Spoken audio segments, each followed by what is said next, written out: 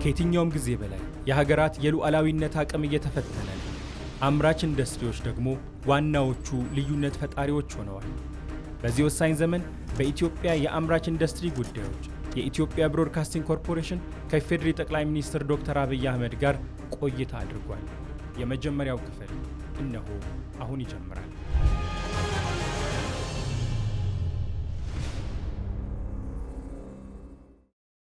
ክቡር የኢፌዴሪ ጠቅላይ ሚኒስትር ዶክተር አብይ አህመድ ከኢትዮጵያ ብሮድካስቲንግ ኮርፖሬሽን ጋር ለሚኖረን ለዚህ ቃለ መጠይቅ ፈቃደኛ ስለሆኑ ለጊዜዎት እጅግ በጣም እናመሰግናለን።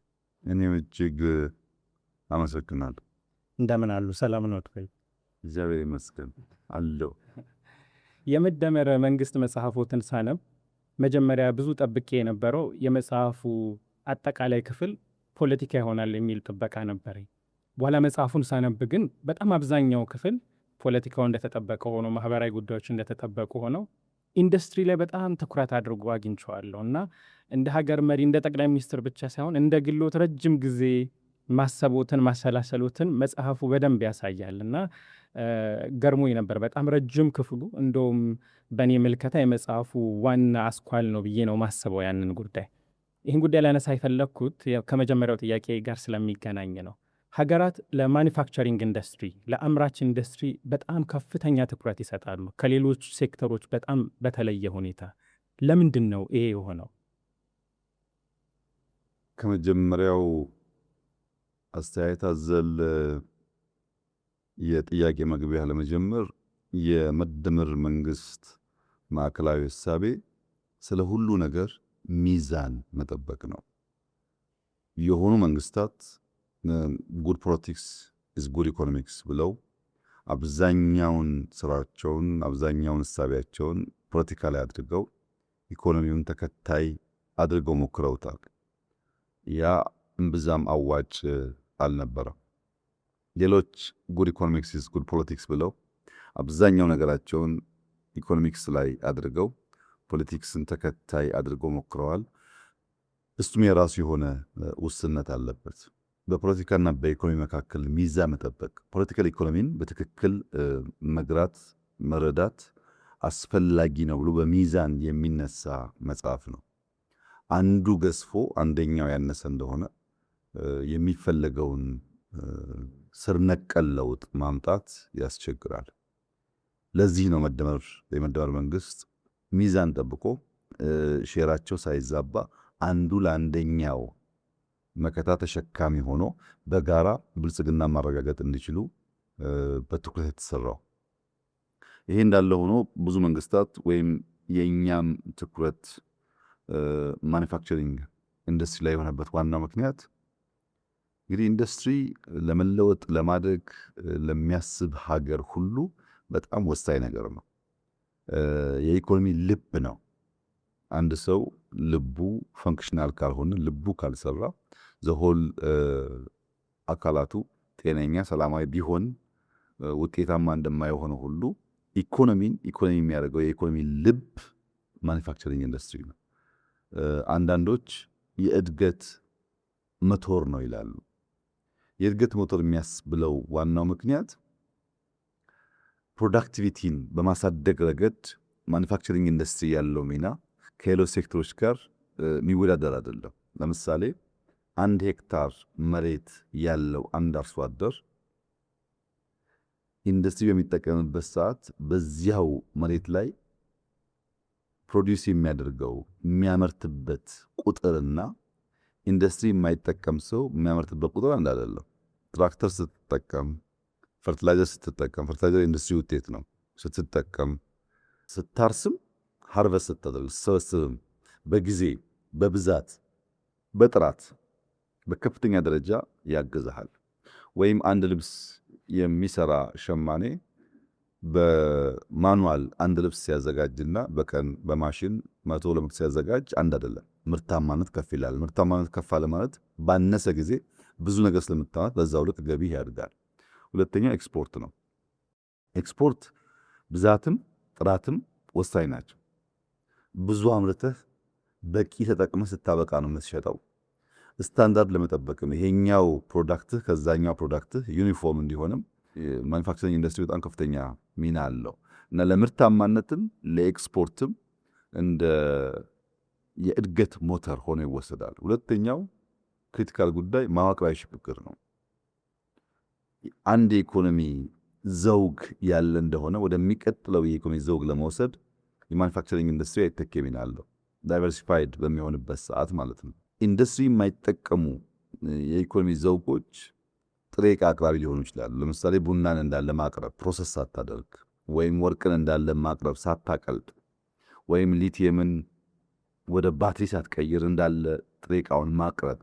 እንደዚህ አይነት ችግር የሚፈጠረው የጥሬ ዕቃ አቅራቢ የሚያደርግህ ጉዳይ ፕሮሰስ የማድረግ ካፓሲቲ ካልፈጠርክ ነው። ዳይቨርሲፋይ ለማድረግም ከጥሬ ዕቃ ወደ ፕሮሰስ የተሻገረ ምርት ለማምጣትም ኢንዱስትሪ ከፍተኛ ሚና አለው። ሶስተኛው ክሪቲካል ኤሪያ ፈጠራ ነው። ፈጠራና ቴክኖሎጂ ነው። እንግዲህ ግብርና ለምሳሌ ብትወስድ በእጅ ስናርስ ወይም በበሬ ስናርስ ለሺህ ዓመታት እምብዛም የተጋነነ ለውጥ የለው። ኢንዱስትሪ ከገባበት በኋላ ግን በጣም ከፍተኛ የሆነ መነቃቃትና ለውጥ አምጥቷል። የማኑፋክቸሪንግ ኢንዱስትሪ ፈጠራ ቴክኖሎጂን የሚያመጣው ለራሱ ብቻ አይደለም፣ ሌሎች ዘርፎችም ጭምር ነው። ከፈጠራ አንጻርና እድገትን ከማፋፋም አንጻር ያለው ሚና ይተኬ ነው። ከስራ ዕድል ፈጠራ አንጻር ስራ ዕድልን በማኑፋክቸሪንግ ኢንዱስትሪ የምትፈጥርበት ቁጥርና በሌሎች ሴክተሮች አንድ አይደለም። ስራ ይፈጥርልሃል፣ ኢኮኖሚ ያሸጋግርልሃል፣ ወደሚቀጥለው ሌል ለመሻገር እንደ ስፕሪንግ ቦርድ ሆኖ ያገለግላል። በእነዚህና በሌሎች ምክንያቶች ማኑፋክቸሪንግ ኢንዱስትሪ የኢኮኖሚ ብቻ ሳይሆን የሉዓላዊነት አንዱ አንጓ ነው፣ አጀንዳ ነው ይባላል። አንድ ሀገር ሉዓላዊት ናት፣ በራሷ ግዛት፣ በራሷ ሕዝብ፣ በራሷ መሻት የዓለም አቀፍ ሕግን ጠብቃ የምትኖር ፍላጎቶቿን የምትከላከል ትሆናለች፣ መሆን አለባት የሚባለው ቤዚክ ነገር ስታሟላ ነው። ለምሳሌ የራሱን ምግብ በበቂ የማያመርት ሀገር፣ የራሱን ልብስ በበቂ የማያመርት ሀገር፣ የራሱን መድኃኒት በበቂ የማያመርት ሀገር እንደ ሰው ጠዋት ተነስቶ ውሎ ለማደር ይቸገራል። ካለ ልብስ ያስቸግራል፣ ካለ ምግብ ያስቸግራል፣ በሽታ ሲመጣም ካለ መድኃኒት ያስቸግራል። ይህ ጉዳይ ሊሳካ የሚችለው ማኑፋክቸሪንግ ኢንዱስትሪ በበቂ ደረጃ ሲሰራ ነው እና ሉዓላዊ ለመሆን የተሻገረ ኢኮኖሚ ለመፍጠር በበቂ ሰዎቻችንን ስራ ለማስያዝ ምርታማ ለመሆን የእኛን ፍላጎት ሸፍነን ለውጭ ገበያ በቂ የውጭ ምንዛሪ ለማግኘት በእነዚህ ምክንያቶች ሁሉ ማኑፋክቸሪንግ ኢንዱስትሪ አይተኬ ሚና አለው። በዚያ ምክንያት ነው በመጽሐፍ ውስጥም በስራችንም ከፍተኛ ትኩረት የሚሰጠው። መንግስት ያስቀመጣቸው 5 ዋና ዋና ሴክተሮች ከነሱ ውስጥ አንዱ ኢንዱስትሪ ነው። ይህንንም በበቂ ደረጃ ካልመራና ካላሳካን የምናስበው ብልጽግና ለማምጣት ያስቸግራል። የሀገራችንን ጉዳይ እንግዲህ በስፋት እንመለስበታለን። ግን በተወሰነ መንገድ ዓለም አቀፋዊ ጉዳዮችን ለመመልከት ያህል አሁን ባለንበት ዘመን የዓለም አቀፍ ሁኔታዎች በሙሉ እየተቀየሩ ነው። በአጠቃላይ ልክ እንደዚያ ሁሉ በአምራች ኢንዱስትሪ ሴክተርም በጣም ከፍተኛ ለውጥ እየተካሄደ ነው። የአሰራር ሂደቶች እየተለወጡ ነው። መልኩ፣ አጠቃላይ አካሄዶች በሙሉ ለውጥ ላይ ናቸው። ይሄ ዓለም ላይ ያለው ከፍተኛ የኢንዱስትሪ ለውጥ እንደ ኢትዮጵያ ባሉ ታዳጊ ሀገራት ላይ ይዞት የሚመጣው እድልና ተስፋ ምንድን ነው ይላሉ? አሁን አከበርከው ጥያቄውን። ይህንን ጥያቄ ለመዳሰስ ትንሽ ሰፋ ያለ ጊዜ ይጠይቃል። እንደ በግርድፉ ምን ምልከታ እንዳለው አንሳ ያልከኝ እንደሆነ አሁን በዓለም ላይ ኢንዱስትሪ እየሄደበት ያለው ትሬንድ ከሰው ሰው ቢለያይም በርከት ያሉ አዝማሚያዎች ይተነተናሉ። እንደ 4-5ቱን እንኳን ብነካካቸው ትንሽ ሰፋ ያለ ጊዜ ይወስድ ይሆናል። መታገስ ይኖርብሃል ማለት ነው። እንደ አዝማሚያ አንድ የሚወሰደው ማኑፋክቸሪንግ ኢንዱስትሪ ወዴት እየሄደ ነው፣ ምን ጉዞ እየተከተለ የሚለውን በአንድ ቃል በአንድ ስቴትመንት ልገልጸው አልችልም፣ ግን በአዝማሚያ ልገልጸው ይችላል። አንደኛው አዝማሚያ ጎልቶ የሚወጣው ኢንዱስትሪ 4.0 የሚባለው ነው። ኢንዱስትሪ 4.0 ከዚህ ቀደም ስለ ኢንዱስትሪ የነበረን ምልከታ ሼክ ያደረገ ነው፣ የነቀነቀ ነው። ኢንዱስትሪ ማለት ጭስና ብረት ብቻ አይደለም። ኢንዱስትሪ ስንል ስለ ጭስና ስለ ብረት የምናስበው ምልከታ በተሟላ መንገድ ኢንዱስትሪውን ለመገንዘብ አያስችለንም። ኢንዱስትሪ ከጭስና ከብረት በተጨማሪ ቺፕስና ዳታን ያካትታል። ቺፕስና ዳታን ያካተተ ኢንዱስትሪ የተሟላ ኢንዱስትሪ አይደለም የሚል አንድ እሳቤ አለው። ለምሳሌ በ4.0 ኢንዱስትሪ ውስጥ ከሚጠቀሰው አንዱ አንጓ ነገር ኤአይ ነው። አርቲፊሻል ኢንተለጀንስ። አርቲፊሻል ኢንተለጀንስ በጣም በርካታ ነገሮች እየነካካ የመጣ ጉዳይ ነው። ከዚህ ቀደም በርቀት እንደምናስበው አይደለም። አሁን ወደ ጓዳችን እየገባ ነው። የእኛን ሁኔታ እንኳን ብትተው አሁን በመካከለኛው ምስራቅ ያለውን ጦርነት ብትወስድ ኦፕን ክላው የፈጠረው አቅም በዚህ ውጊያ ውስጥ ያለው ሚና በቀላል ሊታይ አይደለም። በኦፕን ክላው ሲስተም ዓለምን የምታይባቸው ቱሎች አሉ። የዓለምን የኤር ትራንስፖርት እንቅስቃሴ ምንም ብዙዎች ሳታወጣ ሲሲቲቪ ካሜራን በመጠቀም በብዙ ሀገራት ያለን የትራንስፖርት ሲስተም ለማየት ብዙ መረጃዎች ከማታውቃቸው ኦፕን ሶርሶች ሰብስቦ አናላይዝ አድርጎ ለአንተ ለዲሲሽን ለውሳኔ በሚያግዝ መንገድ የማቅረብ አቅሙ አንቢሊቨብል በጣም ለማመን ያስቸግራል። ኤአይ ሌላውን ትተህ በአንዳንድ ዓለም አቀፍ ተቋማት ውስጥ 10 የቦርድ አባላት ካሉ አንድ ድምፅ አልባ ቦርድ አባል ኤአይ ነው። ለምሳሌ በእኛ በኤአይ ዩኒቨርሲቲ ውስጥ ራሱ ኤአይ የቦርድ አባል ነው። ቦታ አያደርግም፣ ግን በምንከራከርባቸው አጀንዳዎች በሙሉ ኮሜንት ያደርጋል፣ ሐሳብ ይሰነዝራል። በዚህ ሐሳብ ተንተርሰው የቦርድ አባላት ተወያይተው ውሳኔ ያሳድራሉ። ምን ማለት ነው? ስለምንም ጉዳይ ብትጠይቀው ከአንተ የተሻለ በፈጠነ ጊዜ ውስጥ መልስ አለው። ያ መልስ ሙሉ በሙሉ የሚወሰድ ካልሆነ በሰው ልጅ ጭንቅላት የምትከራከርበት ሊሆን ይችላል። እና ኤአይ በ4.0 ኢንዱስትሪ ውስጥ እያመጣ ያለው ቅድሚያ ያነሳሁትን የምርታማነት እና ለኤክስፖርት ተመራጭነት፣ ለፍጥነት ገበያን ለማስተሳሰር እየተጫወተ ያለው ሚና በጣም ከፍተኛ ነው። ኢንተርኔት ኦፍ ቲንግስ ሁለተኛው ኤግዛምፕል ሊሆን ይችላል። ኢንተርኔት ኦፍ ቲንግስ የሚባለው ሁሉም ነገር ምግቡም፣ ሽያጩም፣ ንግዱም ከኢንተርኔት ጋር ያለው ትስስር ማለት ነው። የምታዝበት፣ የምትከፍልበት፣ የምትመርጥበት መንገድ በሙሉ ወደ ኢንተርኔት እየተቀላቀለ መጥቷል። በብዙ ዓለማት እኛም ጋር እየተለመደ ነው ያለው። ሮቦቲክስ ቅድሚያ ያነሳውን ኢንዱስትሪ ሰው የሚያደርጋቸውን ስራዎች ሮቦቶች ማድረግ ጀምረዋል።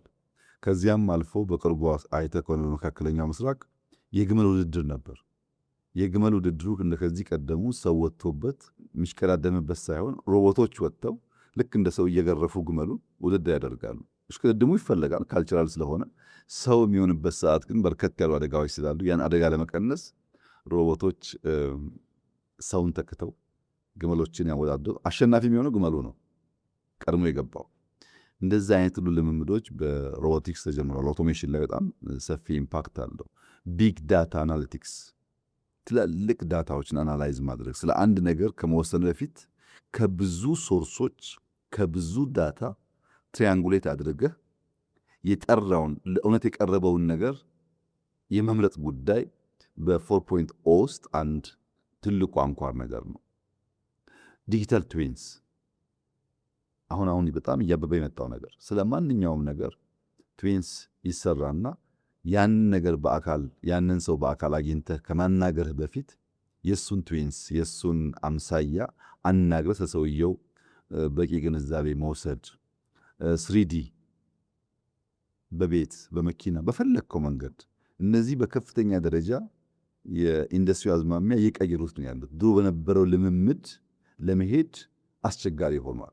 ከዘርፎች አንጻር የወሰድክ እንደሆነ የሴሚኮንዳክተርስ አንዱ ክሪቲካል ኒው ትሬንድ ነው፣ አዝማሚያ ነው። ኢቪ የኤሌክትሪክ መኪናዎች አዝማሚያ ናቸው። መድኃኒቶች ማምረት በብዛትና በጥራት አዝማሚያ ነው። ኤሮስፔስ ላይ አዳዲስ ልምምዶች ተጀምረዋል። ባዮቴክኖሎጂ ላይ፣ አድቫንስድ ማቴሪያልስ ወይም ማቴሪያል ሳይንስ የሚባሉ ላይ ስለ እያንዳንዱ ነገር የሚጠቀሙት ማቴሪያል አድቫንስድ የመሆን ለሎንጂቪቲም ይሁን ለጥራት ማለት ነው። እነዚህ ጉዳዮች እንደ አንድ ትሬንድ እንደ አንድ አዝማሚያ ይታያሉ። እዚህ ውስጥ እንድምታ አለው። ይህ ትሬንድ ምንድን ነው እንድምታው ያልክ እንደሆነ ከርካሽ ጉልበት ወደ ክህሎት መሳብ ነው። ከዚህ ቀደም እኔ ጋር ቺፕ ሌበር አለ እና ኑ ይባል ነበር ለኢንቨስትመንት እንደምታስታውሰው። ያ ነገር ተበላሽቷል። አሁን ቺፕ ሌበር ሳይሆን ስኪል ነው የሚያስፈልገው። ለምን ያልክ እንደሆነ ስኪል፣ ብቃት፣ የመፍጠር አቅም ከቁጥር በላይ ድርሻ የያዘ ማለት ነው። ሁለተኛው ከጥሬ ዕቃ አምርቶ ከመሸጥ ወደ ፈጠራ የታደገበት መንገድም እንደዚሁ ሌላ ትሬንድ ነው። በዚህ ትሬንድ ውስጥ እንደ አዝማሚያ የሚወሰድ ነው። ለምሳሌ ኤንቪዲያን ብትወስድ ኤንቪዲያ የዛሬ 20 ዓመት ገደማ ሲጀምር ጀስት ስታርታፕ ነበረ። የኤንቪዲያ ፕራይመሪ ስራው ከተለያዩ ሶፍትዌሮች አፕሊኬሽን በመስራት አናሊሲስ በማውጣት እውቀት ነው ጀነሬት የሚያደርገው። አናሊሲስ ነው ፕራይመሪ የሚሰራው ስራ። በዚህ ግን ዛሬ $5 ትሪሊየን የሚጠጋ ሀብት ያለው ካምፓኒ ነው። $5 ትሪሊየን ማለት የአፍሪካ አጠቃላይ ጂዲፒ ይበልጣል። በፈጠራ አቅም እያንዳንዷን አፕሊኬሽንና ኢንፎርሜሽን አናላይዝ አድርጎ በሚያወጣቸው እውቀቶች በጣም ትልቅ ኩባንያ ሆኗል። ይህንን ትሬንድ እንደ አንድ አዝማሚያ ካየን በኋላ በእኛ ሀገር ምን እናድርግ ብለን አሰብን። መጽሐፉ ላይም እንዳለው በየት ንግግራችንም እንዳለው አንደኛ ከዚህ ቀደም ታስታውስ እንደሆነ ሌት ካመር አድቫንቴጅ እንውሰድ ይባላል።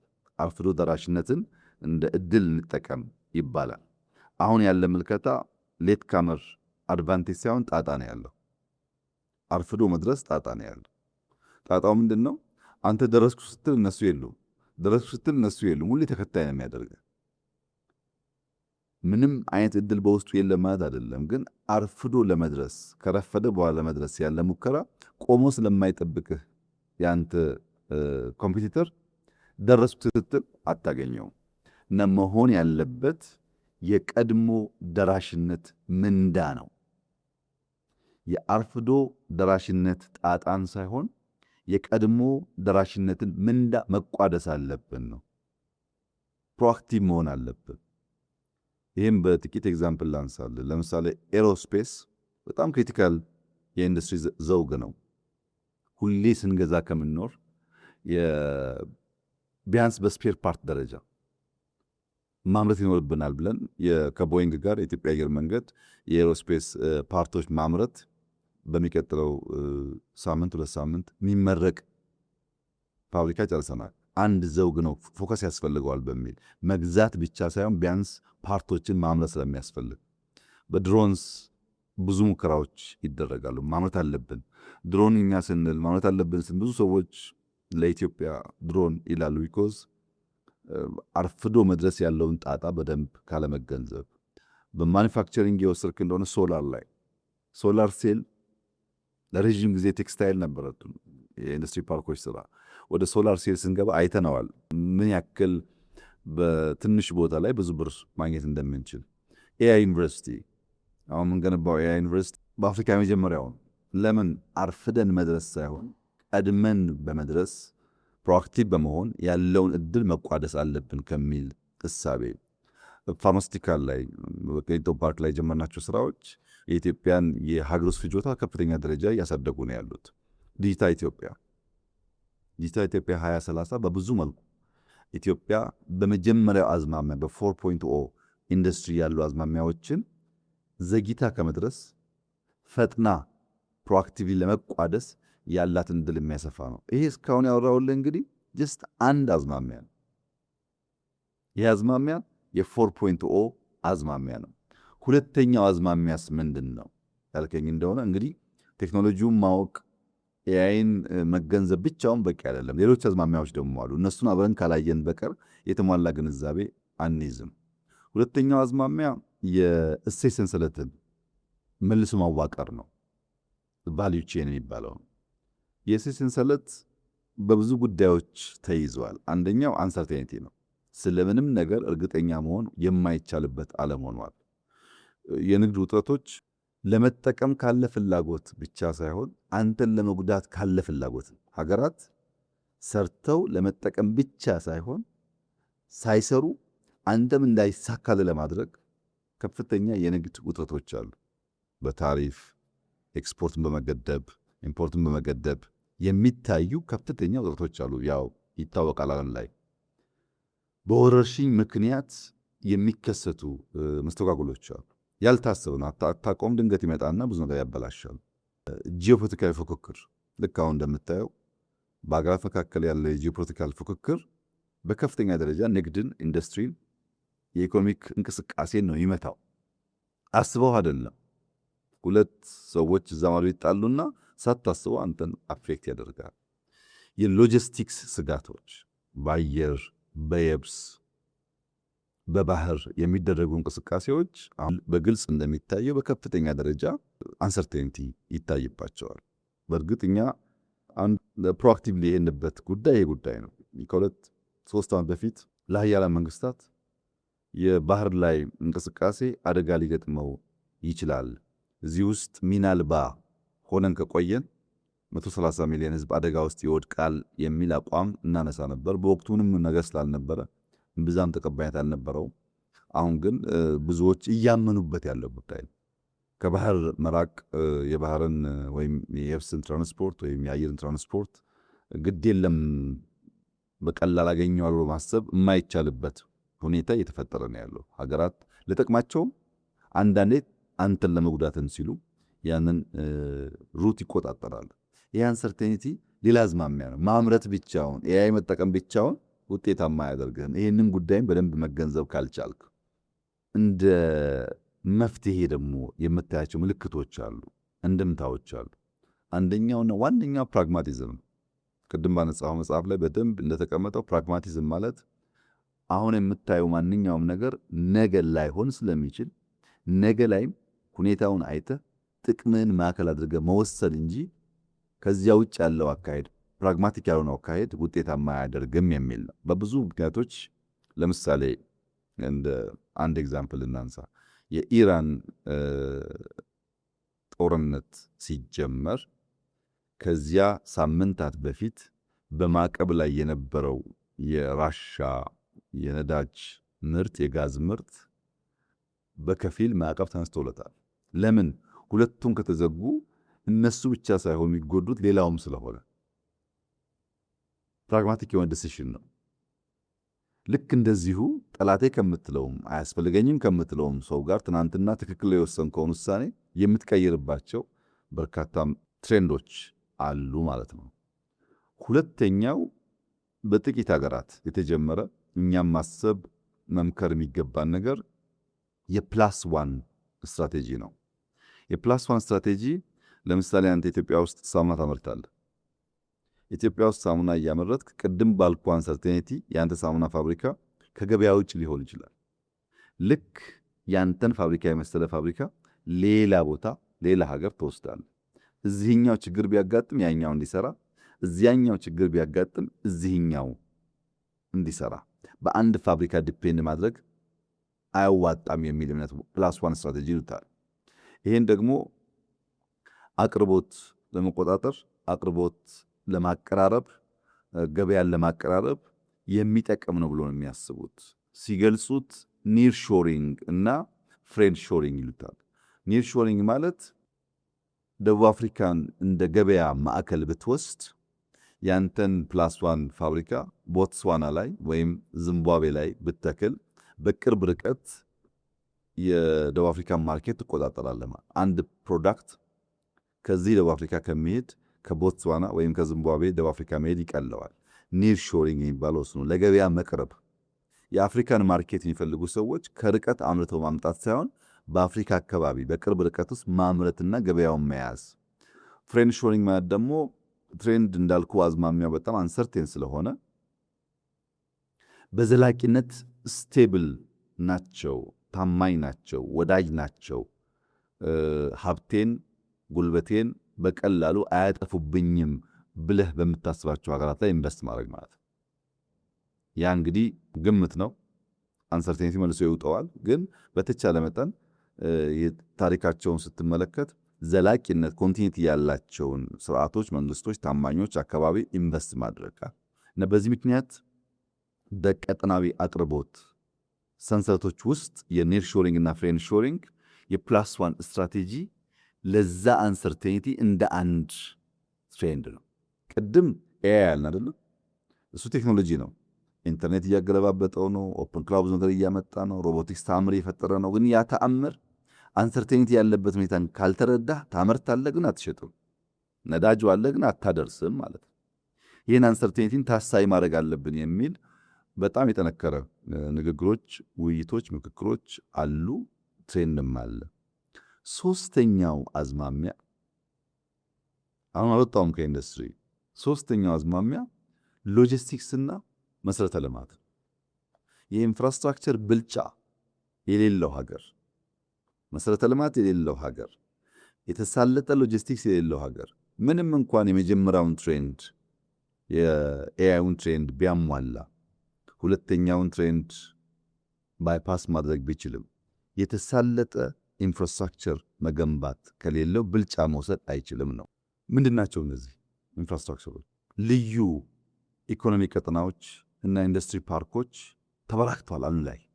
ዛሬ ከ6000 በላይ የኢንዱስትሪ ፓርኮችና የፍሪ ትሬድ ዞንስ የሚባሉት ዓለም ላይ አሉ። ከ6000 በላይ እስከ 7000 የሚያደርሷቸው አሉ። በርካቶች ወደ ተቀናጀ የኢኮኖሚ ስነ ምህዳር እያደጉ ይገኛሉ። ለምንድን ነው ያ የሆነበት? ዋናው ምክንያት ሎጂስቲክስ የሚባለው ጉዳይ የሁሉ ነገር ማዕከል ሆኗል። ሎጂስቲክስ ስንል ድራይ ፖርት፣ ፖርት፣ ፍሪ ትሬድ ዞን፣ ኢንዱስትሪያል ፓርክ፣ ሃይዌይ የመሳሰሉትን ያካትታል ማለት ኢንድ ቱ ኢንድ ነው።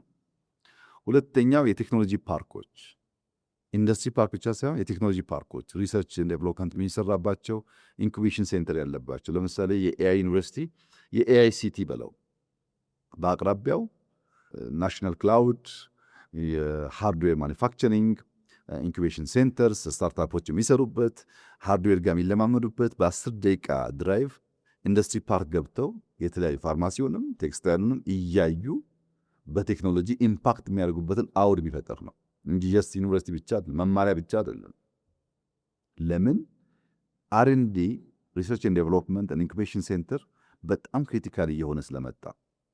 ሌላው የወጪ ንግድ ማኒፋክቸሪንግ ክላስተሮች ማበራከት ነው። የወጪ ንግድ ኤክስፖርት ላይ ቤዝ ያደረጉ ኤክስፖርት ፕሮሰሲንግ ይባላል። ለሎካል ኮንሰምሽን ብቻ ሳይሆን የውጭውን ማርኬት ታሳቢ አድርጎ ይሰሩ ማለት ነው።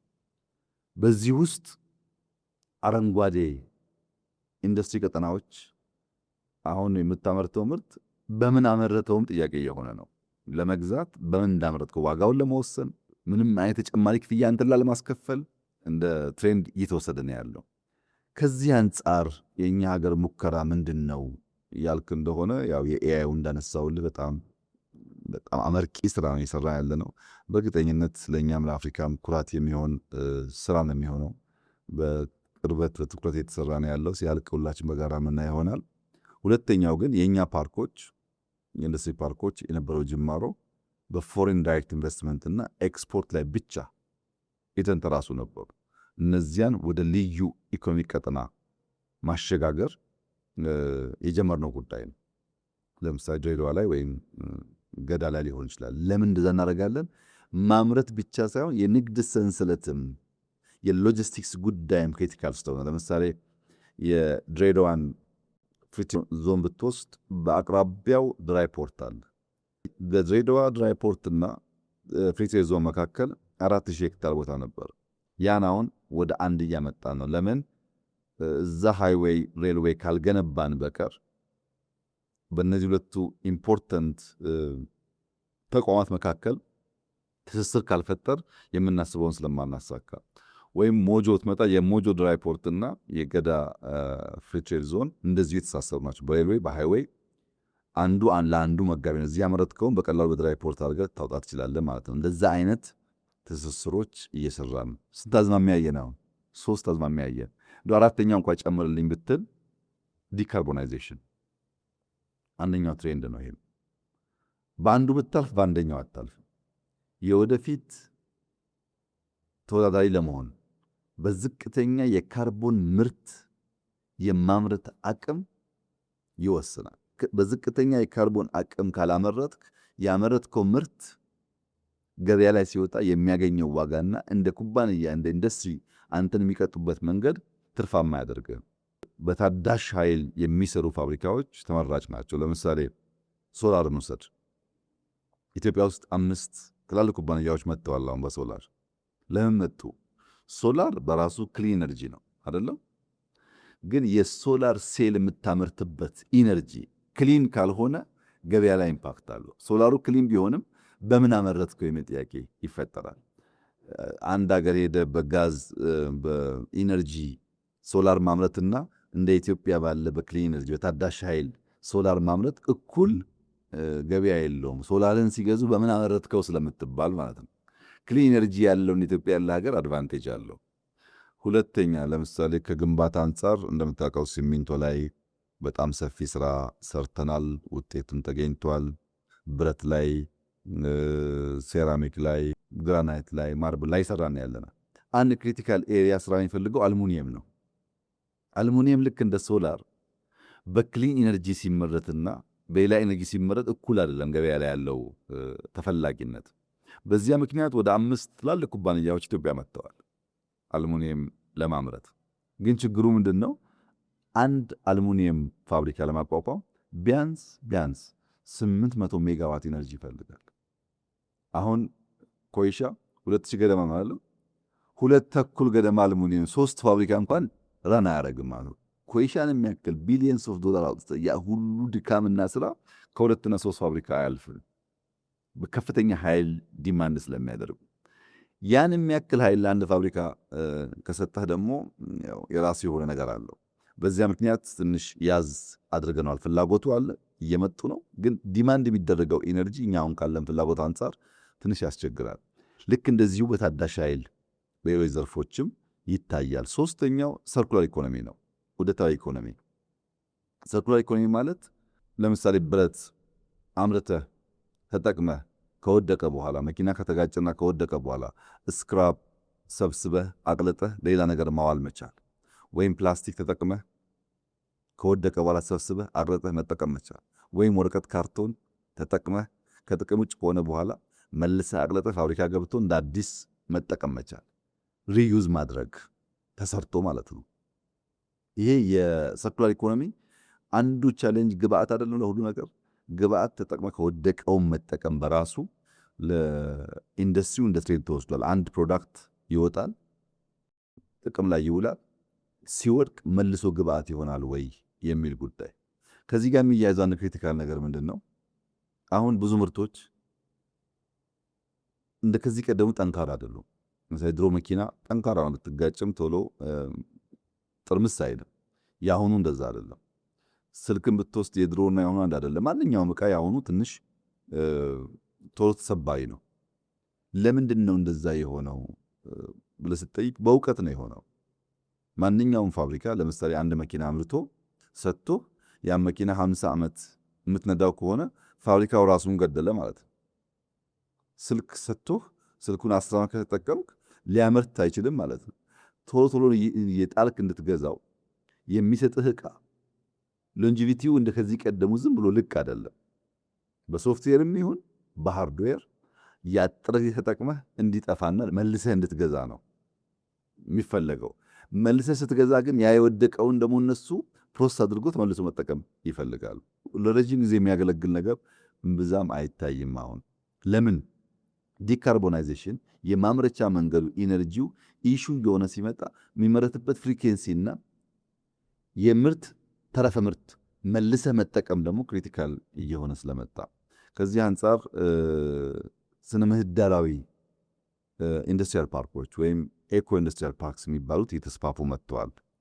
በኢንዱስትሪያል ፓርክ ውስጥ የሚጠቀሙት ኢነርጂ ብቻ ሳይሆን ተረፈ ምርቶቻቸው፣ ፍሳሾቻቸው ዜሮ ፍሳሽ ማጣሪያ ያላቸው መሆኑ በጣም ክሪቲካል ነው። ከነሱ የሚወጣው ተረፈ ምርት አካባቢ እንዳይጎዳ ማለት ነው። የኛ ኢንዱስትሪዎች ከሞላ ጎደል 100% በሚባል ደረጃ የዜሮ ፍሳሽ ማጣሪያ አላቸው። ክሊን ኤነርጂ እንጠቀማለን። የሰው ኃይላችን እስኪ ከጨመረበት በዚያው ልክ ኮምፒተንት የመሆን እድል አለን ማለት ነው። ምናልባት ከፖለቲካል እሳቤ ጋር ስለሚሄድ አንዱ ደግሞ ሌላው ትሬንድ 5ኛ ትሬንድ ለምትወስደው የመንግስት ሚና ዳግም መነቃቃት ነው። ይሄ የሊበራል እሳቤው መንግስት ከኢንዱስትሪ ይውጣ፣ መንግስት ከቢዝነስ ይውጣ፣ ነገር ሁሉ ለፕራይቬት ይተው የሚለውን ሐሳብ እኛ አይደለንም የሐሳቡ ባለቤቶች ጭምር ግድ የለም መንግስት ኢንቮልቭ ያደረገበት ኢንተርቪን ያደረገበት አሁን ያለው የኢንዱስትሪ አዝማሚያ አያዋጣም፣ የግድ የመንግስት ጣልቃ ገብነት ያስፈልጋል። ኢንዱስትሪ 4.0 ሊሳካ የሚችለው መንግስት በበቂ ደረጃ ኢንተርቪን ካደረገና ኢንቨስት ካደረገ የሚል እምነት በስፋት ይንጸባረቃል። ለጥቂት ምሳሌዎች ለማንሳት ስትራቴጂክ ዘርፎች ላይ ለይቶ መስራት ብቻ ሳይሆን በዚህ ጉዳይ ላይ እኔ ሀገር ካላመረትክ ታሪፍ ጨምርብሃል፣ እኔ ሀገር ማምረት አለብህ፣ ወይም ደግሞ አንተ ሀገር የሚመረት ከሆነ ሮ ማቴሪያል አልክልህ አልሰጥህም፣ ምክንያቱም አንተ እያመረትክ ስለሆነ። ስትራቴጂክ ሲባል እንደ ቺፕስ ለምሳሌ ያሉትን ማለት ነው። ወይም በራስ ማምረት ወይም ሮ ማቴሪያል ወደ አንተ እንዳይደርስ ማድረግ መንግስታት ይሁነኝ ብለው አስበው አቅደው በይፋ እየተናገሩ የሚሰሩት ትሬንድ ሆኗል። ኢንቨስትመንት መሳብ፣ እኔ ሀገር ካመረትክ ይሄን ያን ለቅላለሁ፣ እኔ ሀገር ማታመርት ከሆነ ግን ያንተ ምርት አታስገባም እኔ ጋር፣ በግልጽ የሚታይ ነው። በትላልቆቹ ለምን ኢንቨስትመንት መሳብ የመንግስት ኢንተርቬንሽን ይፈልጋል። ስትራቴጂክ ዘርፎች ለይቶ ለመቆጣጠር ለምሳሌ ቲክቶክን ልግዛ ጭቅጭቅ ምን አመጣው? መንግስት እዚህ ውስጥ ምን አገባው? የግል ጉዳይ ከሆነ የዳታ ጉዳይ ነው። ዳታ ደግሞ ቅድም ብያለሁ፣ ልክ እንደ ቺፕሱ በ4.0 የኢንዱስትሪ አንድ አንኳር ነው። ዳታን ካልተቆጣጠርክ፣ ቺፕስን ካልተቆጣጠርክ በ4.0 ውስጥ ቦታ የለም እና መንግስታት ኢንቮልቭ ያደርጋሉ። ልግዛ አይሉም እኮ የኔ ሰው፣ የኔ ዜጋ፣ የኔ ሀገር ኩባንያ እንዲገዛው ብለው ኢንተርቪን ያደርጋሉ። ሮ ማቴሪያል ሬር ሚነራልስ ምንላቸውን ለመቆጣጠር ያሉበትን ቦታ ለመያዝ ሽሚያ የለም። የመንግስታት ናቸው እኮ ሰው እየላኩልህ ነውና ለእኔ ሰው ስጥልኝ የሚለው ጉዳይ ኢንተርቪን የሚያደርጉበት ዋናው ምክንያት እነዚህን ሮ ማቴሪያልስና ክሪቲካል ስትራቴጂክ ኤሪያስ ለይተው ካልተቆጣጠሩ ባለው ውድድር ውስጥ ቦታ የለንም የሚል ትሬንድ ስላለ መንግስታት ድሮ ከምናቀው የተሰወረ ኢንቮልቭመንታቸው በላይ በተገለጠ መንገድ ኢንተርቪን ያደርጋሉ። የሀገር ውስጥ ማኒፋክቸሪንግ አቅም መገንባት፣ ፕሮዳክታቸውን መግዛት፣ ፋይናንስ ሰፖርት ማድረግ፣ ገበያ ማፈላለግ፣ ሲወጡን ፕሮቴክት ማድረግ መንግስታት በስፋት ኢንተርቪን የሚያደርጉባቸው ኤሪያ ናቸው እና እነዚህ አዝማሚያዎች ለየብቻ ካያቸው ሰክሰስፉል አያደርጉም። በድምር ማየት ይፈልጋል። ሌሎቹን መዘርዘር ጊዜ ስለሚወስድብን እንደው አንደኛው እንኳን ልጨምርልና ስድስተኛው ማኒፋክቸሪንግ አምራች ብቻ ሳይሆን ወደ ሰርቪስ ማሳደግ ነው። ለምሳሌ አንድ ጥሩ ኤግዛምፕል የሚነሳው ሮልስ ሮይስ የሚባለው ኩባንያ የአውሮፕላን ኢንጂን ያመርታል። ከዚህ ቀደም የነበረው ትሬንድ ኢንጂን ያመርታል፣ ይሸጣል። አሁን ግን እንደዛ አይደለም። ኢንጂን ያመርታል፣ ለእያንዳንዱ ኤርክራፍት ያከራያል። በጊዜ ትጠቀምበታለህ።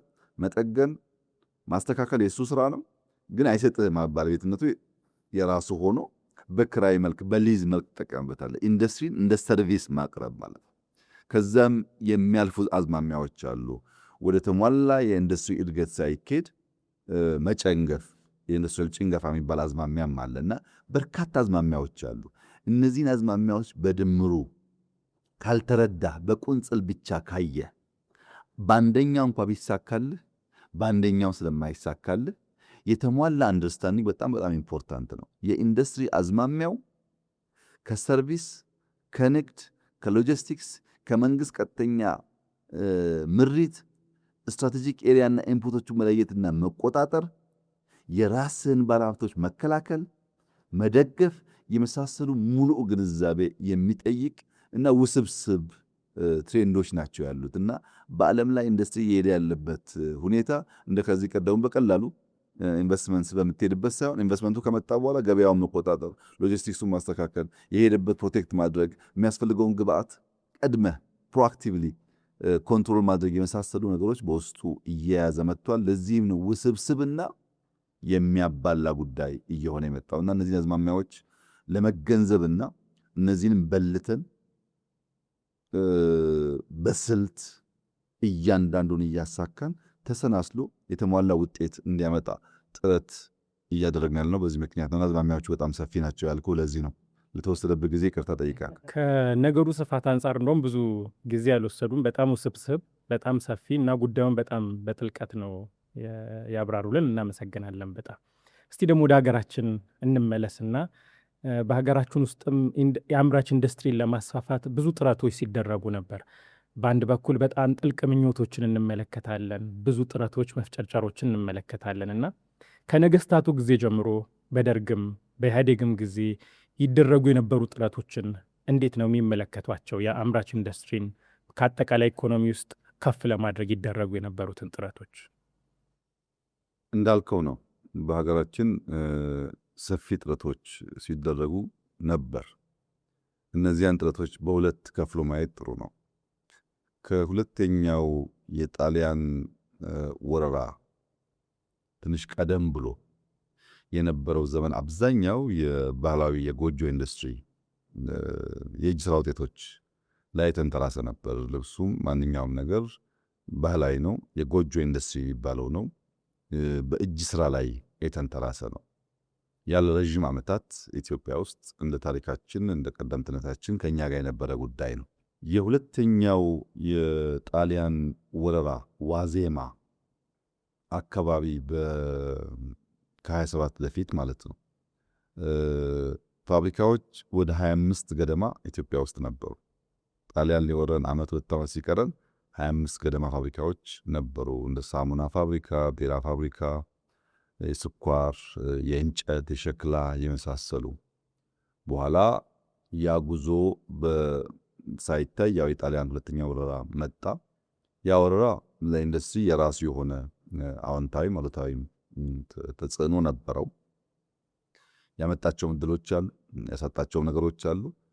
የሆነ ሆኖ ግን በንጉሱ ዘመን መጨረሻ አካባቢ 1966 ድረስ ከጣሊያን ወረራ በኋላም ንጉሱ ሲወርዱ መካከለኛና ከፍተኛ የሚባሉ 273 ፋብሪካዎች ነበሩን። እነዚህ ፋብሪካዎች አንድ እንደ ጥሩ ነገር የሚታየው ትሬንድ በዛ ጊዜ የነበረው የባቡር መስመርን ተከትሎ የሚሰራ ነበረ። ይህን የማነሳበት ምክንያት በኋላ እክል ከሆነው አንዱ እነዛን ሎጂስቲክስ ሌን ተከትሎ አለመሄድ አሁን ባለው ሁኔታ ላይ የፈጠረውን ጫና ለማየት አንድ የሚያስተምረን ነገር ስለሆነ ነው። አንዱ ጥሩ ኳሊቲ እሱ ነበር። ሁለተኛው የውጭ ኢንቨስተሮች ሚና በተለይ ጃፓኖች፣ ጣሊያኖች፣ ሆላንዶች በነዛ ኢንዱስትሪዎች ባለቤትም ሆነው መስራችም ሆነው ከፍተኛ ሚና ነበራቸው። በተለይ የአርመኖች ሚና ከፍተኛ ነበር። የአርመኖች አሻራ በኢትዮጵያ ኢንዱስትሪ ውስጥ በጫማ በህትመት ኢንዱስትሪ ኢትዮጵያ ያስተዋወቁት አርመኖች ናቸው እና አርመኖች፣ ጃፓኖች፣ ጣሊያኖች፣ ሆላንዶች፣ ሌሎችም ግሪኮች በኢትዮጵያ ኢንዱስትሪ ጅማሮ ውስጥ አሻራ የነበራቸው ሀገራት ናቸው። ሁለት ክሪቲካል ጉዳዮች እዚህ ውስጥ እንድትይዝልኝ ይፈልጋሉ። አንደኛ ቁጥሩን፣ ሁለተኛ እነማን ነበሩ ኢንቨስት ያደረጉት፣ ሶስተኛ የት አካባቢ ነበር ኢንቨስት የሚደረገው የሚለው ነገር ወሳኝ ነው። ይህንን ማስቀጠልና ማስፋት ሲቻልና ሳይቻል ያለው ጣጣ እንደ ሀገር ዋጋ የሚያስከፍል ስለሆነ በደርግ ዘመን ደርግ መንግስት በሆነ ማግስት የመጀመሪያው ጉዳይ እነዚያን ፋብሪካዎች ናሽናላይዝ ማድረግ ነው። የግል የነበሩ ይዞታዎች፣ ድርጊቶች ወደ መንግስት ባለቤትነት ማዞር ነበር አንዱ ነገር፣ አንዱ ውሳኔ። ሁለተኛ ውሳኔ በግል ዘርፍ የጣለው ገደብ ነበር። አንድ ሰው አንተ ከአንድ መስክ ውጪ ከአንድ የሥራ ዘርፍ ውጪ መስራት አትችልም። በዚያ ስራ ዘርፍም ቢሆን ማክሲመም ልታንቀሳቀስ የሚገባ ካፒታል ግማሽ ሚሊዮን ነው፣ 500,000 ብር። ከ500,000 ብር በላይና ከአንድ መስክ ባሻገር አንድ ሰው ሊሰራ አይገባውም የሚል ገደብ ነበር። ያ ገደብ በከፍተኛ ደረጃ ኢንዱስትሪውን ይመታዋል ማለት ነው። ኢኖቬሽን ይገላል። አንድ ስራ መስክ የምታውቀውን ብቻ ከሆነ ብዙ ጉዳዮች ውስጥ ማትፍጨረጨር ከሆነ አትፈጥርም። ብርህም ሊሚትድ ከሆነ እዛ ስትደርስ ትተወዋለህ ስራውን ማለት ነው። አያነሳሳም። አንዱ ከነበረው ጉዳይ እንደ ኮንቲኒቲ የነበረው እክል ይሄ ነው። ሁለተኛው እንደ ጥሩ ጉዳይ ደግሞ የሚታየው በደርግ ጊዜ የነበረው ከንጉሱ ጊዜ በኋላም ሻል ብሎ የነበረው ጉዳይ ደግሞ ግዙፍ ኢንዱስትሪዎች ለማቋቋም መንግስት ሙከራ አድርጓል።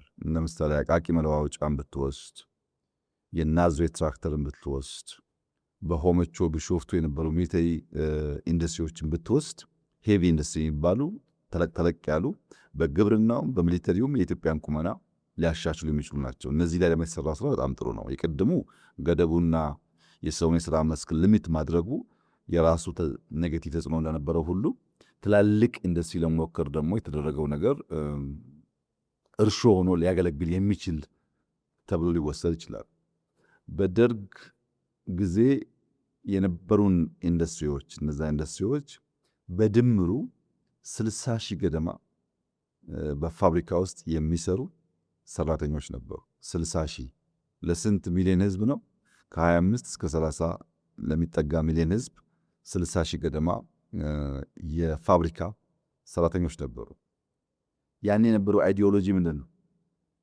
ሰርቶ አደሮች፣ ላብ አደሮች 60 ሺህ ለሚጠጉ የፋብሪካ ሰራተኞች የነበረ አይዲዮሎጂ ነው። ሚሊየንስን ታሳቢ ያደረገ አልነበረም ማለት ነው። አንዱ ስብራት እዛ ጋር ነው። ሰራተኛው በበቂ በሌለበት ሀገር ነው እሳቤው የመጣው። 1% እንኳን በቅጡ በማይሞላ ማለት ነው።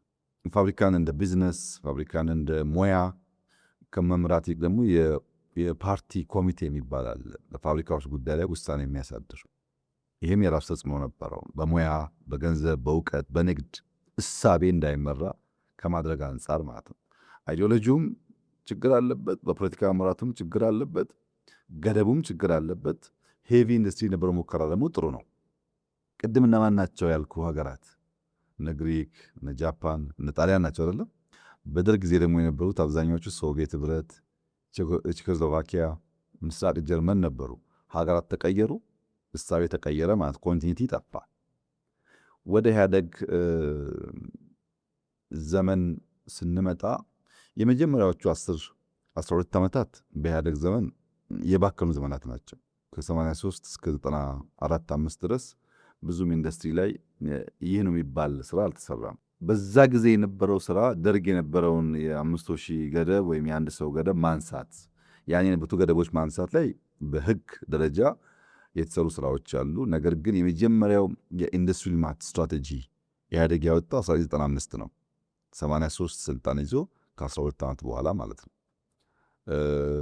እስከዛ የተሰራው ስራ ምንም አልተሰራም ባይባልም በደንብ በፖሊሲ በእቅድ ታስቦ ታልሞ የተሰራ ሊባል የሚችል ስራ አልነበረም። ከ95ቱ በኋላ እስከ 97 ያው ሙከራዎች ነበሩ። ምርጫው መጣ። ከምርጫው በኋላ በነበረ ጊዜ ከ95 እስከ 2010 ከሞላ ጎደል 15 ዓመታት የነበረው ስራ ግን በጣም ጥሩ ነበር፣ በንጽጽር ማለት ነው። ከነበረው ስራ አንጻር አንደኛ በወጪ ንግድ ላይ ያተኮረ ጨርቃጨርቅ እና ቆዳ ላይ ለማተኮር ጥረት ተደርጓል።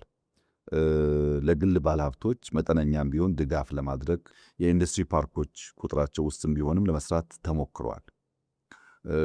አጠቃላይ በግሉ ሴክተር በፕራይቬት ሴክተር የነበረው የኢንዱስትሪ ብዛትም ወደ 3000 ገደማ አድጓል። መካከለኛና ከፍተኛ ኢንዱስትሪዎች ወደ 3000 ገደማ አድገዋል።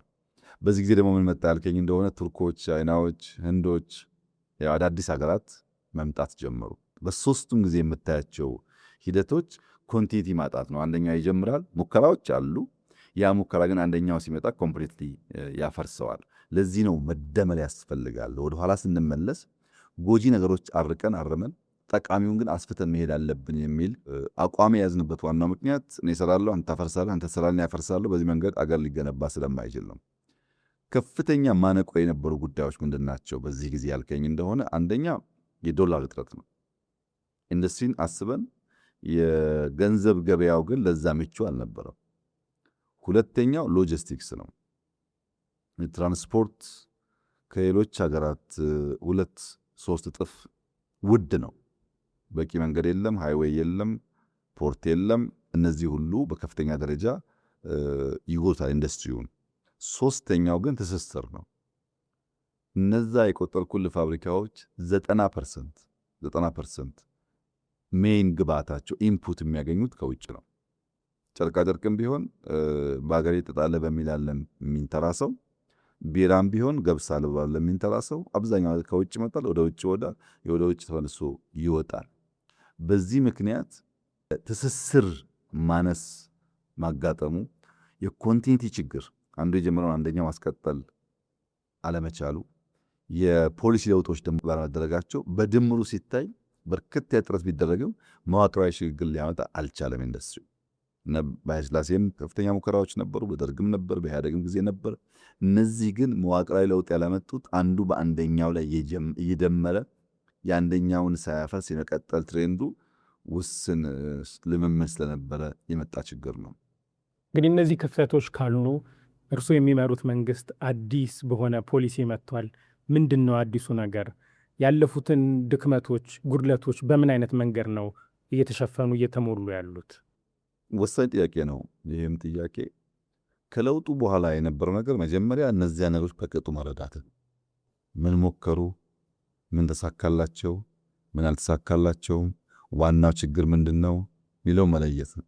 ኮንቲኒቲ በኢትዮጵያ የስርዓተ መንግስት ግንባታ ውስጥ ትልቁ ስብራት መሆኑን ለይተናል እና መደመር አለበት። የትናንትናም ቢሆን ጠቃሚ ታሪክ፣ ጠቃሚ ስራ መጣል የለበትም የሚለው በጣም በጣም ወሳኝ እርምጃ ነው እና የመጀመሪያው የእሳቤ ለውጥ ነው ያደረግነው። አንደኛ ብዝሃ ዘርፍ መሆን አለበት፣ ብዝሃ ተዋናይ መሆን አለበት፣ ብዝሃ ተጠቃሚ መሆን አለበት። ይሄ ሶስቱም ጊዜ ወስደህ ተንትንልኝ ካልክ ችግር አለበት። ብዝሃ ዘርፍ ያለበት ምክንያት በውስን ዘርፍ ላይ ብቻ ስለነበረ እንቅስቃሴው ዘርፉ ካልሰፋ ስለማይሆን፣ ብዝሃ ተዋናይ ያልንበት ምክንያት መንግስትም የግልም የውጭ ባለሀብትም በስፋት የሚሳተፍበት ይሄ ዩጎዝላቪያ ነው ወይም ራሻ ነው ወይም ጀርመን ነው ሳይሆን ከየትኛውም በእኛ ሀገር ህግና ስርዓት የሚሰራ ኃይል እስከመጣ ድረስ። ሶስተኛው ደግሞ ተጠቃሚነት ነው። ብዝሃ ተጠቃሚነትን ካረጋገጥን ኮንቲኒቲ ማምጣት እንችላለን የሚል የእሳቤ ለውጥ ነበር። ምን ማለት ነው? መንግስት ከአስፈጻሚነት ወደ አመቻችነት ማደግ አለበት። ጉዳዩን የሚያስፈጽም ብቻ ሳይሆን ጉዳዩን የሚያመቻች፣ ቤዚክ ፍላጎቶችን የሚያሟላ፣ ለዛ አስቻይ ነገር በመፍጠር አትራክት የሚያደርግና የሚያሰፋ መሆን አለበት የሚል እሳቤን የያዝ ነው። ለዚህ ብለን አገር በቀል የኢኮኖሚክ ሪፎርም አጀንዳ ቀረጽን ማለት ነው። አንደኛው ትኩረት ምን ነበረ? ያኔ ስብራት የሆነ ኢንዱስትሪው እንዳያድግ ያደረገው ማክሮ ኢኮኖሚ መዛባት ነው።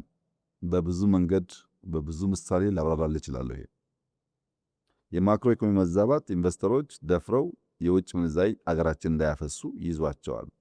ሁለተኛው ምርታማነትና በዓለም አቀፍ ደረጃ ሊወዳደር የሚያስችል ኳሊቲ ማጣት ነው።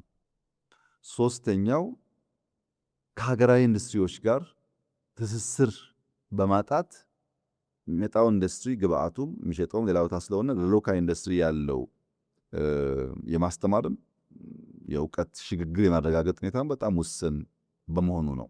እነዚህን ጉዳዮች ደምረን አራተኛው ኮንቲኒቲ ነው። ኢህአዴግ የሚስራው፣ ደርግ የሚስራው፣ ኃይለሥላሴ የሚስሩት፣ ሌላ የሚስራው ለሀገር ጠቃሚ ከሆነ መቀጠል አለበት። ከሰራው ሰውዬ እሳቤና ግለሰብ ጋር ባለ ምልከታ ሀገርን የሚጎዳ ጉዳይ መፈጸም የለበትም በሚል ነይን ነው። በዚህ ብዙ ነገር ምሳሌ ማንሳት ይቻላል። ለምሳሌ ባለፈው 15፣ 20፣ 30 ዓመት የነበረውን ብቻ ብናነሳ ጥቂት ምሳሌ አንስተን ነገሩን ብንገነዘብ ከዚህ ከአዋሽ ወደ መቀሌ የሚሄደው ባቡር $2.6 ቢሊዮን ብድር ተወስዶ ነው የሚሰራው። $2.6 ቢሊዮን ብድሩ ደግሞ ጤነኛ የሚባል ብድር አይደለም፣ ኮመርሻል ሎን ነው። ከዚህ መቀሌ፣ ከዚህ አስመራም፣ ከዚህ ሞያሌም ባቡር ያስፈልጋል። ለኢትዮጵያ በጣም መሰረታዊ ነገር ነው። መቼ እና እንዴት የሚለው ግን በጣም ከባድ ጥያቄ ነው። አሁን $2.6 ቢሊዮን ከዚህ መቀሌ ባቡር ላይ በኮመርሻል ሎን ኢንቨስት አድርገህ የምታመላልስበት ምርት ስለሌለ ካለምንም ጥርጥር 40-50 ዓመት ኢንቨስትመንቱን አይመልስም።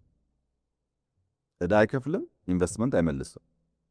ቢኮዝ ከሰራኸው በኋላ የምታንቀሳቀስበት ብዙም ምርት ስለሌለ ማለት ነው።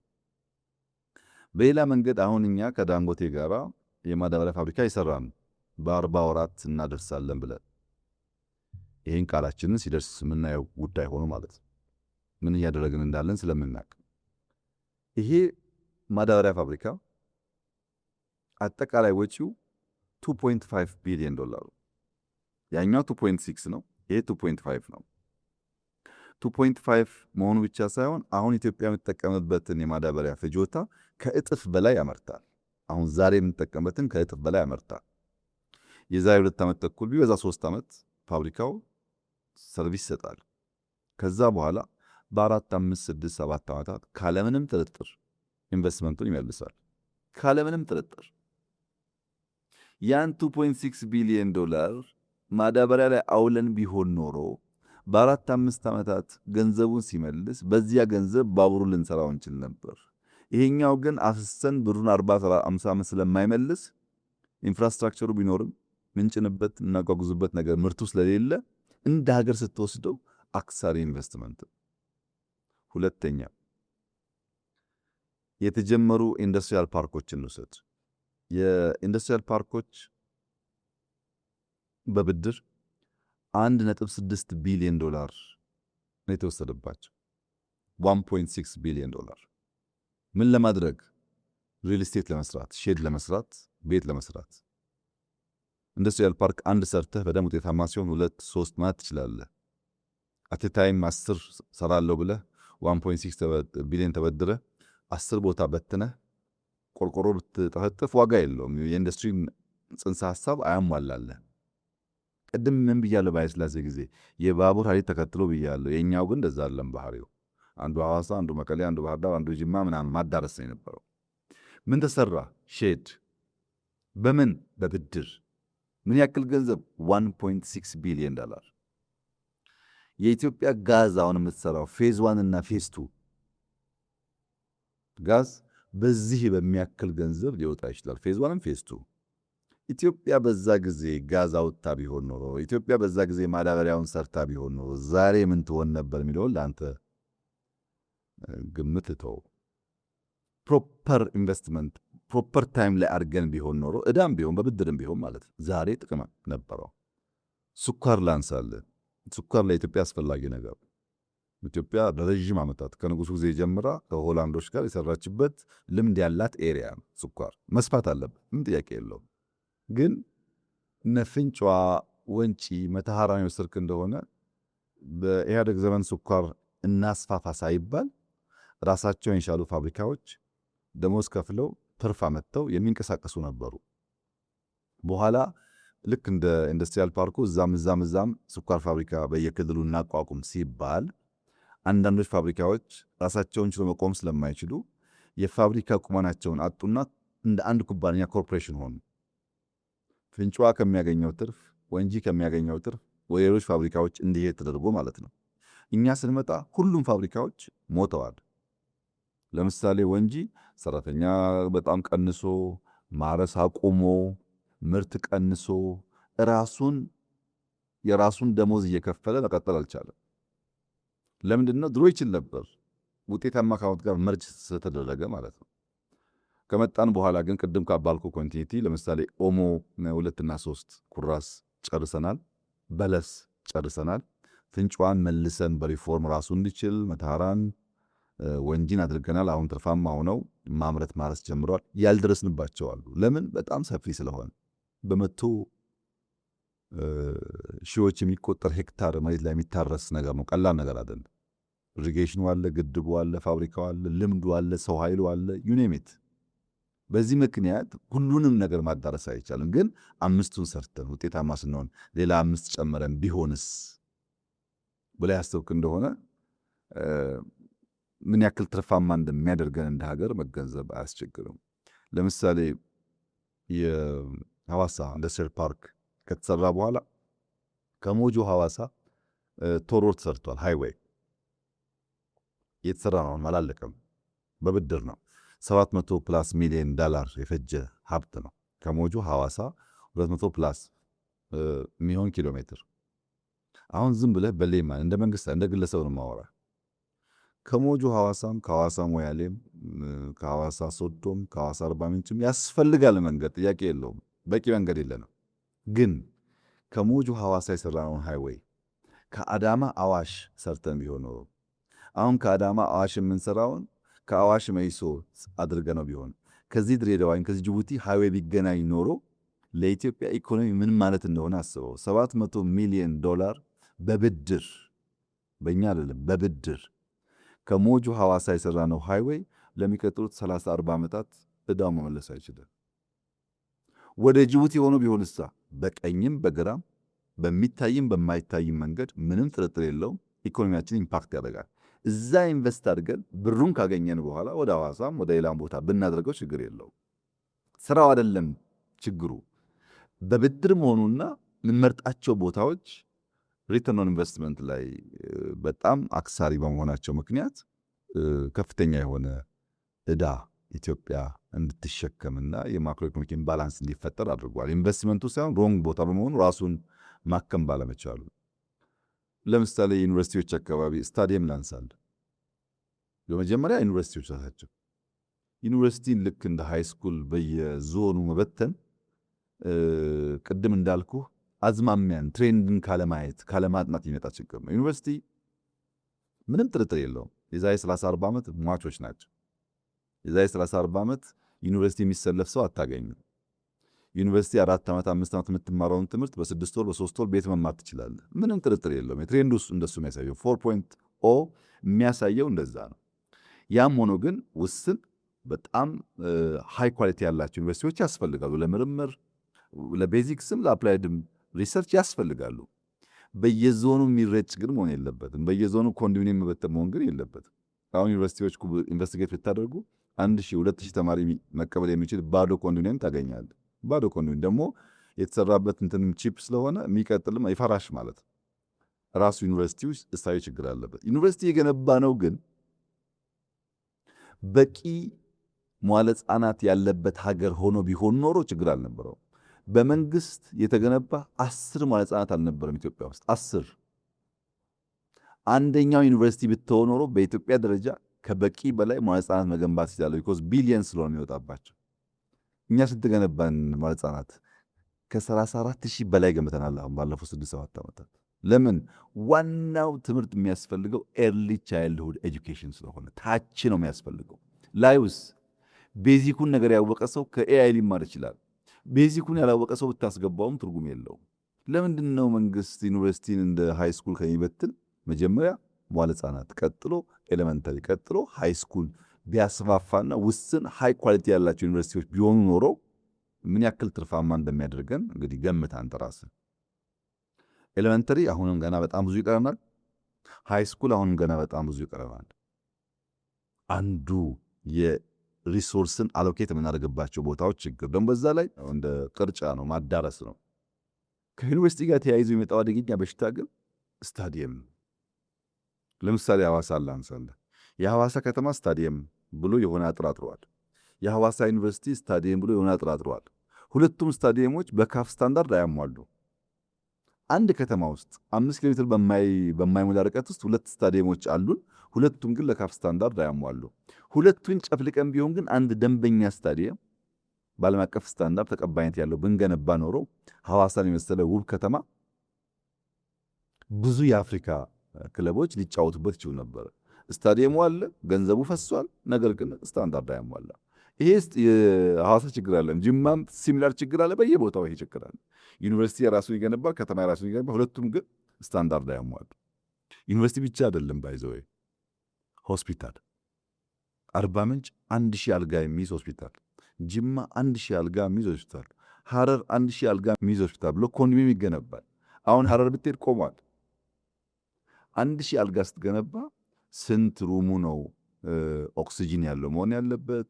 ምን አይነት ትሪትመንት ነው የሚፈልገው? በሳይዙ ልክ ስታንዳርድ አለው። ያንን አልጋ አርባ ምንጭ ላይ 300 ብለህ ጀምረህ ቦታው ይኑር ግቢው ግንባታው ልምድ እያገኘ 400 500 ብታደርገው ሐረር ላይ 300 ብለህ 400 500 ብታደርገው ኖሮ ቢያንስ 300 ፈንክሽናል ይሆን ነበር። አሁን ሄዳችሁ ዞራችሁ ተመልከቱ። ኮንዶሚኒየሙ አለ፣ እቃው የለም፣ ሲቲ ስካኑ የለም። አስፈላጊ ገጀቶች ስላልገቡለት ፕሮፐርሊ ፈንክሽን የሚያደርግ ሆስፒታል ሳይሆን ኮንዶሚኒየም ነው የምታየው። ለምን? በኮንዶሚኒየም ኮንትራት የሚገኝ ኮሚሽን ይገኝበታል፣ ግን ሰርቪስ ፕሮቫይድ አያደርግ። በስመ ዩኒቨርሲቲ የወጣ ሀብት ነው። ከተማና ከተሜ ጋር ተያይዞ ያለው እሳቤ አንድ ሀገር ኔሽን ቢልዲንግ የሚባለው ሊሳካ የሚችለው በጥግጊ የሚኖሩ ሰዎች ካሉ ብቻ ነው። በአንድ ኪሎ ሜትር ስኩዌር ውስጥ ምን ያክል ሰው አለ የሚለው ጉዳይ ለኢኖቬሽን ለኮምፒቲሽን በጣም ወሳኝ ነገር። የተበተነ ስካተርድ የሆነ ማህበረሰብ ግብርም አይከፍልም፣ ለኔሽን ቢልዲንግም የተመቸ አይደለም። ለምን ስትበተን አስቸጋሪ፣ ሰብሰብ ስትል በንጽጽር ይሻላል ሰርቪሱ። ጥግጊ በጣም ወሳኝ ነው። ዴቨሎፕመንትን የሚያስብ ማንኛውም መንግስት፣ ብልጽግናን የሚያስብ ማንኛውም መንግስት ከተሜነትን፣ ከተማነትን፣ ግብር መክፈልን፣ ሰርቪስ ፕሮቫይድ ማድረግን ማዕከሉ ካላደረገ ልማት ሊያመጣ አይችልም። ከተማ ያስፈልገኝ ወላዋይ ነው የኔ ኮንስቲትዌንሲ አርሶ አደር ነው ካልክ ልማት አታስብም ማለት። ቢኮዝ የተጠጋጋው ማህበረሰብ ይፈጥራል፣ የነቃ ነው፣ ግብር ይከፍላል፣ የምትነግረውንም በቅርበት ይሰማል፣ ቅርብ ስለሆነ ኢንፍራስትራክቸሩ። እንደዛ ላይ እኮ እንደኛ ዘመን ሶሻል ሚዲያ እኮ የተስፋፋበት አልነበርም። እና እንደነዚህ አይነት የእሳቤ ስብራቶች ነበሩ። እነዛን ማድረቅ ላይ ይሰራም። ለምሳሌ በደርግ ሆመቾ እና ቢሾፍቱ የነበሩትን የሚሊተሪ ኢንዱስትሪዎች የደርግ ናቸው አያስፈልጉም አላለም። በጣም ዘመናዊ አድርገን ያኔ ከነበራቸው ካፓሲቲ በብዙ እጥፍ ማምረት እንችሉ አድርገናቸዋል። ለምን አስፈላጊ ስለሆኑ። የደርግም ቢሆኑ ኢምፖርታንት ናቸው፣ እንሰራባቸዋለን። በኢህአደግ ጊዜ የተጀመሩ የኢንዱስትሪያል ፓርኮች እኛን አብዛኛዎቹ የጨረስናቸው፣ ችግር የሚኖርበት ወረዲ ብድር ስለገባን ማለት ነው።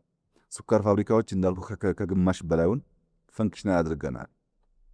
የኢህአደግ ናቸው ብለን አልጣልናቸው።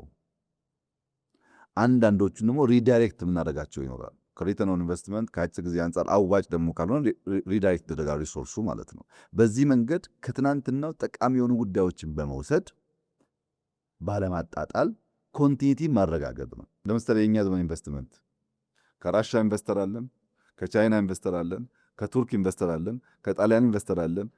በኃይለሥላሴ የምታውቃቸውም አሉ፣ በደርግ የምታውቃቸውም አሉ፣ በኢህአዴግ ያሉትም አሉ። ዘመን መጥቶ እነዛን የሚቀያየር ጉዳይ አላደረግንም። በሴክተርም ሊሆን ይችላል፣ በሀገራትም ሊሆን ይችላል፣ በሚሰራበት መንገድም እያረቅን እያረምን ለመሄድ ነው ሙከራ ያደረግነው። በዚህም አመርቂ ውጤት እየመጣ ይገኛል። ኢንዱስትሪ ሪስፖንድ የሚያደርገው እንደ ሌሎቹ ፈጥኖ አይደለም። መጀመሪያ ማጥናት ማወቅ፣ ከዛ መሬት፣ ከዛ ኢነርጂ፣ ከዛ ገንዘብ፣ ከዛ ፋብሪካ ከውጭ ስለሚመጣ ከዛ ፋብሪካውን መጠቀም መቻል፣ ከዛ ምርት ማምረት፣ ምርት ወደ ኳሊቲ ማሳደግ፣ ከዛ ገበያ ማፈላለቅ ጊዜ ይፈልጋል። ይሄንን ዑደት ነው ስንከተል የነበረው። ውጤቱም በእጅጉ ሻል ያለ ነው ማለት ይቻላል።